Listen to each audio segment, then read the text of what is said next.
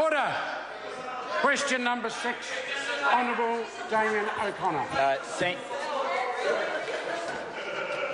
Thank you, Mr. Speaker. Order. The Honourable Damien O'Connor. My question is to the Minister of Primary Industries. Does he stand by all his statements?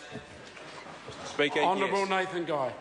Thank you, Mr. Speaker. Supplementary question, Honourable Damien O'Connor. Thank you, Mr. Speaker. Does he stand by his statement following the Fonterra botulism scare that, quote, "What you have seen in the last couple of weeks is MPI performing really well," unquote?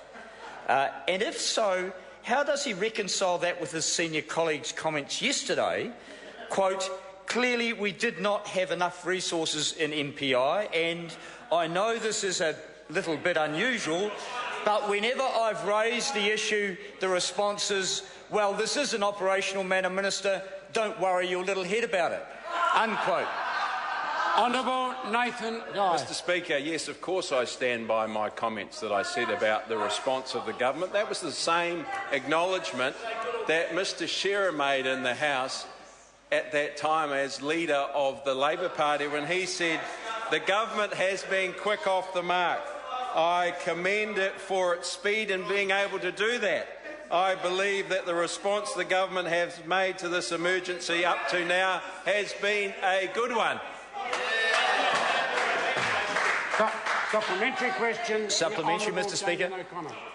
Does the Minister now consider cuts to his own ministry of 200 staff and $26 million have been a disaster, given yesterday's statement by his colleague and those of Michael Barnett, Chair of the Infant Formula Exporters, who states up to 30 New Zealand businesses stand to lose tens of millions of dollars, and New Zealand's reputational damage may amount to hundreds of millions of dollars because of his under-resourcing of MPI?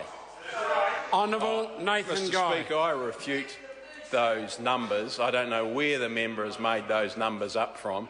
I do acknowledge that staffing resources in China haven't kept pace with the growth, and as a result of that, MPI, growth and trade, which has gone up 3 times, Mr. Robertson, in the last 5 years. I acknowledge that. That's why MPI has a 25-point action plan. They're beefing up their resources in China and also here in Wellington.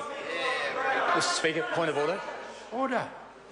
Point of order, Honourable Damien O'Connor. Thank you, Mr. Speaker. I seek leave to table a transcript of an interview and a quote from Minister Tim Grosser, who says, quote, "No, clearly we did not have enough resources in MPI." The source of the transcript? It's a transcript from MediaNet, Mr. Speaker. It's one that we've paid to have transcripted. On this occasion, I'll put the leave. It's over to the House. Leave is put to table that particular transcript. Is there any objection? There is none. It can be tabled. Supplementary, Mr. Speaker. Supplementary question, Honourable Damien O'Connor. Mr. Speaker, how can we believe the Minister's reassurances on biosecurity protection for New Zealand, given the honest admission by Minister Grosser yesterday, when the interception of a live onion fly in imported garlic and the control of the giant white butterfly rely on consumers catching flies and cubs and brownies catching butterflies? Honourable Nathan Guy. Mr. Speaker, we've got a world-class biosecurity system, and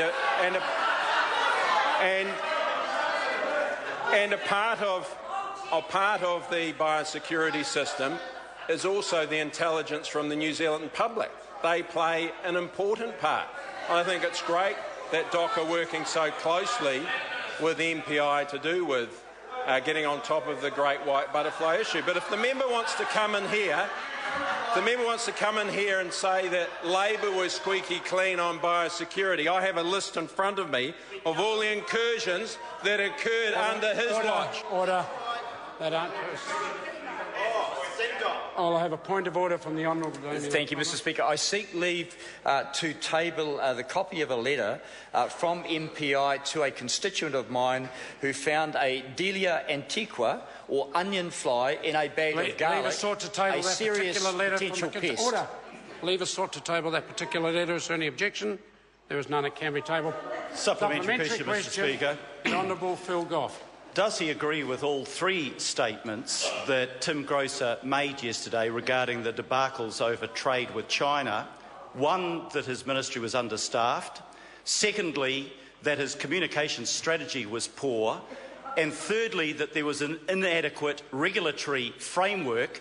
And if so, why has he been hiding from those realities when Mr Grosser said, quote unquote, there's no place to hide? Honourable, order. Order, is this a point of order? This is a point of order. Point of order from the Honourable Tim Grosser. Well, that's a complete misstatement of what was said. Order.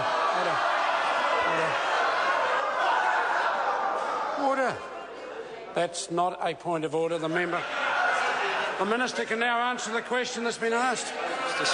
Mr Speaker, I do agree with Minister Grosser's comments that MPI has been under-resourced in China because the growth up there has been beyond everyone's expectations. So I'll take the member through what we're doing about it. We're increasing the staff numbers up in China.